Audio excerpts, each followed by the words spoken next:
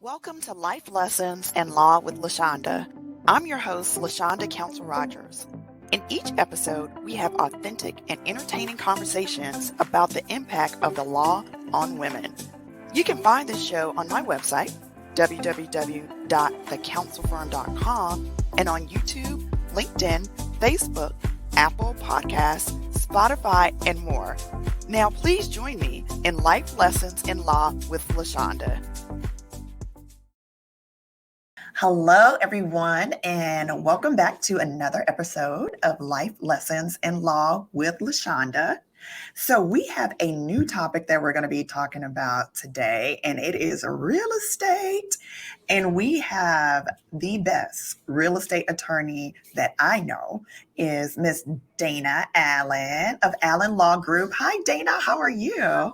Absolutely wonderful. Thank you so much for having me. Of course. I've been meaning to invite you to be a guest because, oftentimes people don't really think about all the ins and outs when it comes to real estate. They think, okay, I need to buy a house, go to the closing table, that's it. And there's much more to it. But before we get into that, tell us a little bit about Allen Law Group. Okay, well, again, thank you for having me. Of course. The Allen Law Group was formed in 2004. We've been in business for quite a while now. We primarily practice residential real estate, as well as probate. I am a judicial officer with the Fulton County Probate Court, and it just ended up being a nice segue to add that practice. So I'm excited about the intersection of real estate and probate. Awesome. So let's jump right in. Now, I think you're a complete Georgia peach. Were you born and raised in Georgia? No, my daddy was in the Air Force, so I traveled quite a lot. I've been in Atlanta for a while, but I have lived any and everywhere that you could possibly think of. I was born in Germany. Okay. So that you bring up that's an interesting topic because how do you think that your travel and your experience has helped you with your firm today? Well, it's helped me to deal with a lot of different people and rotating people. So I'm so used to meeting new people, making new friends, adapting to new situations, which it falls right in line with real estate. Every transaction is different, and you're constantly having new people that you're meeting. Got you. Yeah, because I feel like that helps, especially in your industry, because there's no like prototype of, okay, who's going to buy a home and who's not going to buy a home. Anybody can purchase a home, obviously, if they qualify. So there's so many personalities that you have to deal with. And then I know you have to be good under pressure because sometimes documents come in at the last minute and people want to close and you want to meet that expectation. So how did you get into real estate? So real estate law kind of fell in my lap. It was the first job that I got right out of law school. And so I came into the industry when it was rocking and rolling. I used to close 15 to 20 closings a day. So Wow. what you will get when you come to the Allen Law Group is in and out. I feel under the pressure to make sure that people are not there 2 and 3 hours. So usually you get a great closing under an hour and everybody's happy. Oh, good. Now, how do you get your business? I noticed that you promote a lot of agents. Is that generally your target market? Yes, real estate agents are my target market. So I am very big on relationships. I am working more on social media. However, I love one-on-ones. I'd love to do lunch with my agents, take them out, get to know them, understand what their business needs. And at that point, it kind of translates into great business for me when I'm supporting them to do what they love. Got you. So tell me, because I know you work with a wide variety of agents. Describe the perfect agent for you.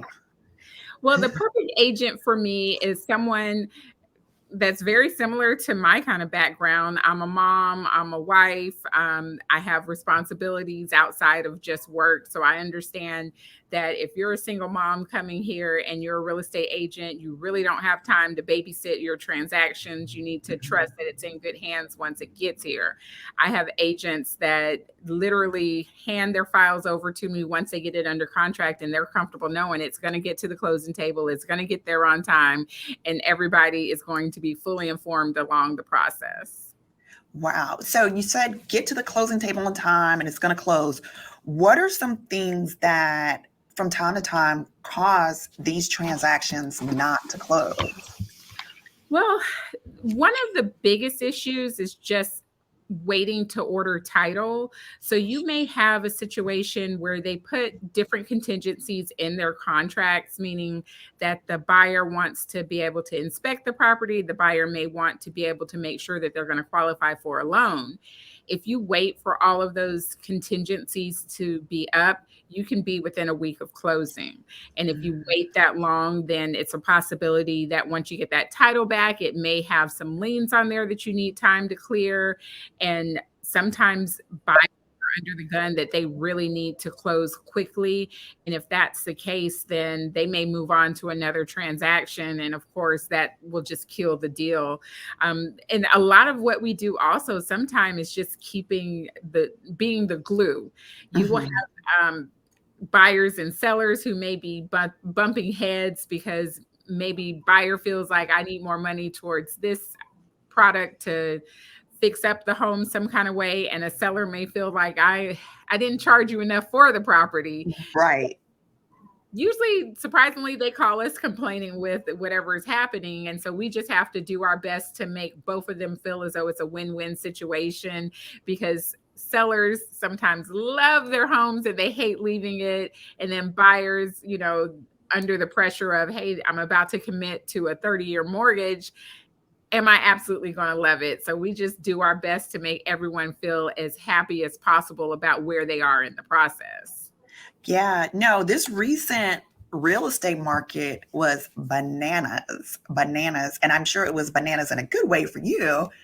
But for me, on the other side of it, we sold a home, and I think our home sold in like less than a week, was under contract. And we didn't think it all the way through, because it's like, oh, yes, we got this price for this home. But then it's like, oh, wait, now we're on the buyer side of it. And so now we're competing, putting in multiple offers to move to our next property. So it was kind of crazy during that time. And obviously it seems like, those days have slowed down. But I can imagine as a closing attorney, you guys just probably got super slammed during that time. Yes, we did not slow down during the pandemic. We were considered essential, so closings had to keep going, and the market was definitely at an all-time crazy high. At that time, the interest rates were pretty good. So right now, what you're having is the home prices still are kind of leveling out as to where they are. They haven't gone down. I don't know that we're going to see that market, especially in Atlanta, because everybody wants to be here. So Sure. nobody wants to take a dive for what they actually paid for it. So the hard part about selling a property, and especially if you want to stay in Atlanta, is where do we go?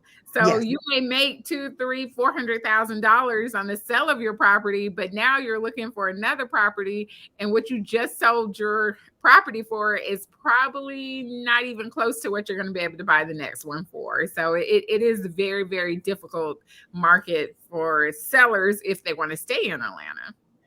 Yeah, it was hard for us. We ended up in what we call it transitional housing for about a year after we sold our house, because we could not find anything that we liked, that we could agree on. And when we did, like I said earlier, we would put in an offer, and then people were bidding like multiples over listing prices. So while it was good when it was us being the seller, but being the buyer, I was like, wait a minute, don't do this to me.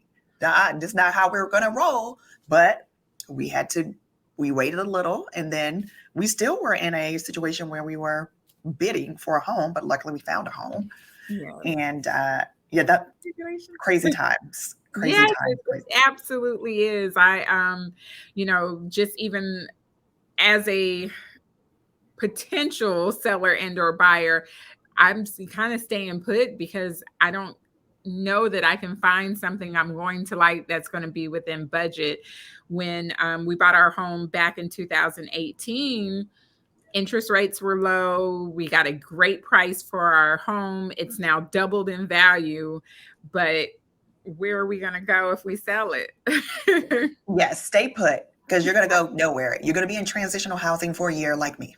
So Absolutely. you do not want that. So let's talk about a little bit about the probate and estate planning side of your business as well. Let's talk about that.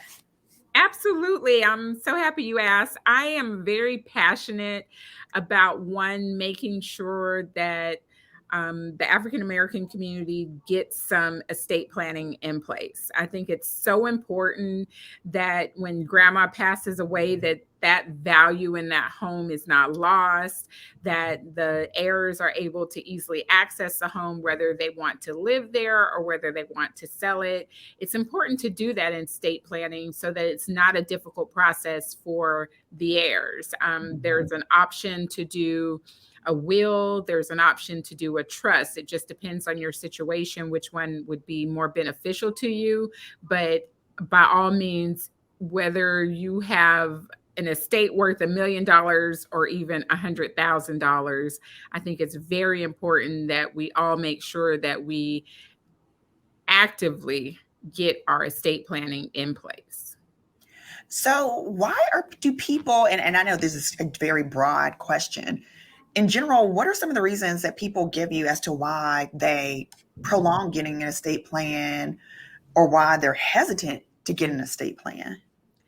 Well, everybody thinks they have time. Mm-hmm. That is the biggest issue that I run into. I will have people that contact me because they know they need to do it. And they'll say, hey, mom's not doing so well, or mom's getting up in age. We need to get something in place. What can we do?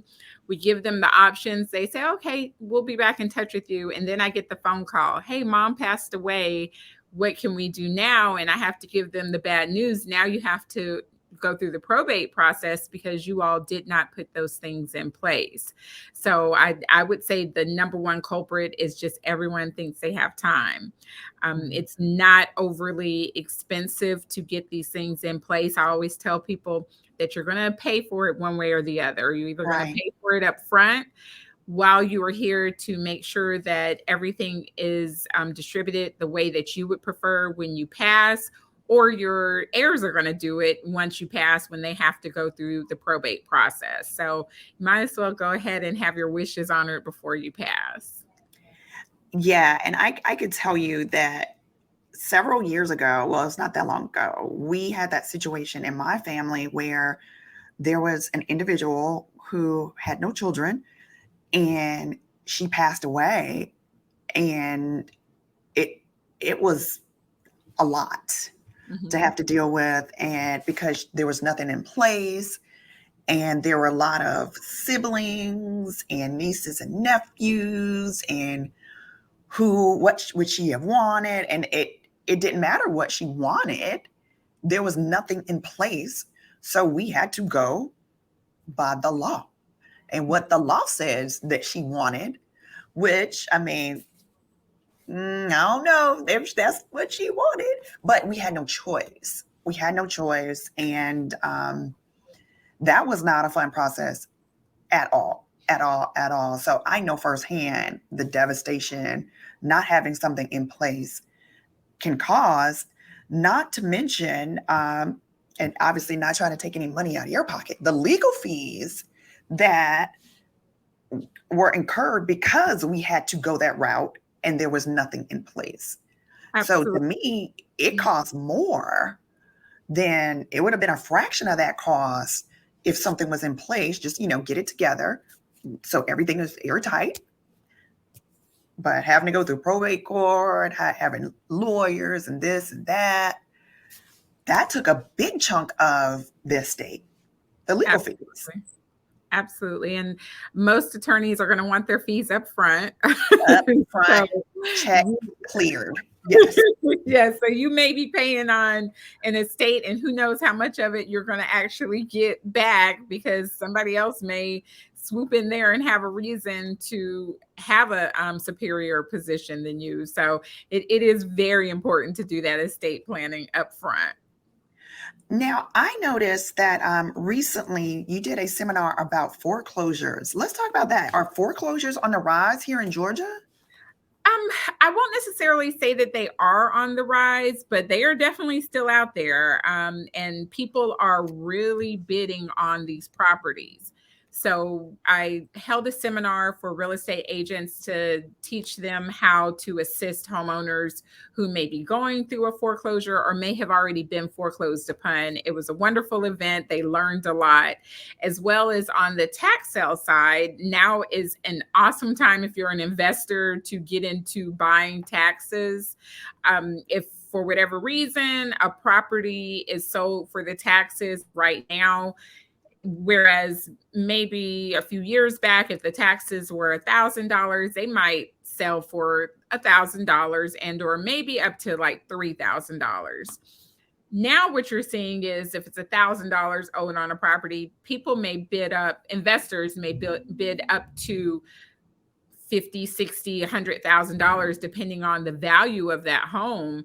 So I was teaching real estate agents how to deal with these different situations and helping the community. Oh, wow. So then I guess you bid on basically, I guess the county, they just want their tax money. Exactly. All the county wants is their tax money. So once they get their $1,000, they're happy. Now, on the investor side, you may ask, why would they bid $50,000 if only $1,000 is due? A savvy investor is going to investigate the property and know that that property may not have a loan on the property. It may not have a lot of liens on the property. So although the bid was only $1,000, they may know that property is worth $200,000 and say, hey, I'm going to bid this up as much as I can so that I can get that property at $50,000. They've now have a potential of a $200,000 profit. The homeowner does have 1 year to redeem it. So the investor cannot do anything with the property for a year. But after that year, they can foreclose on that tax lien and essentially move to own that property and have it put in their name. The homeowner does have the option to come back and redeem the property, meaning that they pay what it is that was owed on it. But in this case, they sold the taxes for $50,000. Plus there's a fee that they have to pay for every month that the investor owned it. So they get not only the money that was paid for it back, meaning the investor, but they also have to pay a fee on top of that. And for most homeowners, it's not attainable.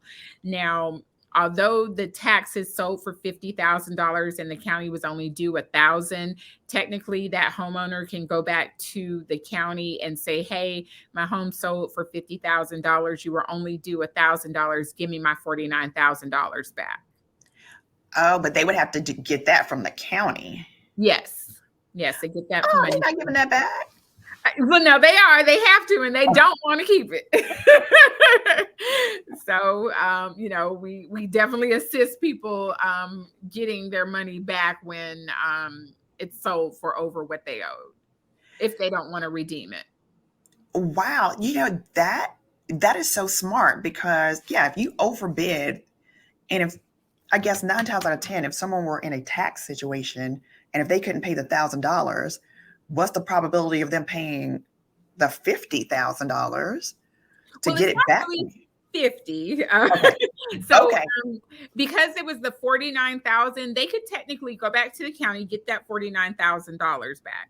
However, on top of the $49,000, they have to pay the fee to the investor for having purchased it. And that's usually the part that makes it not feasible for the homeowner to get the property back because they don't have the additional fee to pay. So they would have to pay the $1,000 plus the percentage on top of the $49,000 that the investor is owed. Okay, well, good. Thank you for straightening me out because you see, I was about to have some old crazy information out here. And see, that's why you are the real estate guru and I stick in my personal injury lane. You see me trying to figure this out.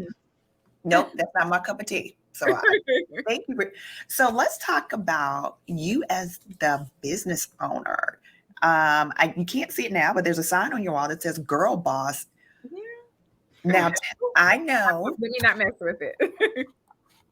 Yet, as a girl boss myself, it's not easy. Talk to us about being a girl boss. It is definitely one of the best things that I ever could have done for myself, but it is definitely a heavy crown to wear. Being a girl boss means that you have to balance payroll, you have to balance employee relations, you have to balance clients. Some people say working for yourself, you don't have a boss, but I look at it quite opposite. When you work for yourself, you have many bosses. Yes. All of your clients are running the show and needing to let you know what they need and when they need it. So I enjoy it. I definitely appreciate any and everybody that supports my business. So I do know that, like I said, I wear the crown very heavy, but I love being a girl boss. Right now I have an all-female staff. And so we are just rocking and rolling over here trying to give the best service we can. That is amazing. Yeah, we were all female, but then we had to throw one guy in a bunch. Okay. But it works well. And it's one of those things where people often ask me, they're like, well, how is it working with all women? I'm like, it's fine. It's fine. And I guess the expectation is that, oh, all the women, is it catty? Is it this? And it's like, no, if everybody's coming together for a common goal, it's fine. I'm just like, what's the deal? Big deal with all women. But from the outside looking in, there are people who think that is just a recipe for drama. And it just doesn't have to be. It's just a matter of the standards that you set and the people that you hire. So do you ever encounter that situation where people are just kind of like, ooh, all women? Well, yes, sometimes it can be a little difficult to get the right mix of people in the real estate realm. For closers, pre-closers, we do have a lot of females that are in there. So for the most part, we've had mostly females. And right now we are very diverse over here. So, we have somebody that's African-American, you have a Caucasian, you have another African-American, and I also have someone that's Hispanic working here to be able to be bilingual at least. Sure. In Spanish, but it's just a melting pot over here. We love each other and our diversity. Oh, that's cool. So let's talk about wearing the business owner hat and the wife and mom hat. How do you wed and marry all of that so successfully? Yes, just prioritizing. Of course, we keep family and God first. And as well as, understanding that sometimes business is important and it may have to take precedent over something else that is important at home as well. We just make sure that, we support each other. I am there for my husband when he needs to work. He's here for me when I need to work, and our children just don't skip a beat. We make sure that they are taken care of and that one of us is there for them at all times. But for the most part, and especially with real estate, the great thing is there's very rarely emergencies in real estate. So we get to keep pretty balanced hours around here. It's very important to me that the Allen Law Group does have balanced hours. I tell my staff that I am very serious about work-life balance. So I don't want anybody here, 6, 7, 8 o'clock at night all the time, and very rarely, real estate can be unpredictable. So sometimes a package may come in at 6 o'clock because they're on the West Coast and they don't realize, hey, 6 o'clock Right. is 3 o'clock your time, but we're Right. ready to go. And so Right. luckily, because we already have that work-life balance in there, staff rarely has an issue if something like that were to come up. But we are so big on work-life balance here. Awesome. That is so cool. So I know from time to time, still, even though my kids are a little old, and I know you have a mix, you have older and younger. Do you still, or have you ever experienced like the feel of like mom guilt? I have not had that happen to me yet, only because I have always made sure that any and everyone knew that my kids, I've got to be there. I don't ever want it to be a situation where I've got to choose between work and being at something for my children. Mhm. So I make sure that I plan, so I don't miss anything when it comes to my children. I Mhm. was a single mom with my oldest daughter. She's 23 years old now. And so, it was very important that I was at every game, that I was at every graduation, that I didn't ever want her to feel as though, oh, wow, you weren't there. So I Mhm. made sure at that time that I had a job that was flexible enough and understood, hey, if I need to be somewhere, I need to be there. And now my children, I'm an older mom. And so, when daycare hours are over, that means I've got to go. Yeah, yeah, for And sure. the real estate definitely was a good transition for that, because I don't have a lot of court that I have to do now. So I am Mhm. able to, make sure that flexibility is there, the scheduling's there. And the great thing about real estate is you do have a lot of moms in there. So we Mhm. all kind of are like, hold on, we can't do it past this time. We got to get our kids. Right. So it works Yeah. out. Oh, wow. Well, Dana, this has been amazing. I thank you so much. How can we find you? Your website, Instagram, all this other stuff, because everybody needs to find you for their real estate needs and estate planning needs. So, how can we find you? Well, thank you so much, Lashonda. I appreciate you so much for inviting me on the Of show today. course. We can be reached. Our phone number is 404-369-0202. And our website is www.allenlawgroup.org. And that's ORG. And we are on Instagram and Facebook. It's at Allen Law Group, ALLEN Law Group. All right, everybody. So there you have it. Dana Allen, Allen Law Group. Give her a call for your real estate and your estate planning needs. And again, thank you so much, Dana, for being our guest. And so until next time, everyone, see you soon. Take care. Thank you. Bye. You've been tuning into Life Lessons in Law with Lashonda. In each episode, we have authentic and entertaining conversations about the impact of the law on women. I hope you'll join me each time. You can find this show on my website at www.thecounselfirm.com and on YouTube, LinkedIn, Facebook, Apple Podcasts, Spotify, and more. We appreciate your positive comments and reviews. And don't forget to share this show with others. I've been your host, Lashonda Counsel Rogers.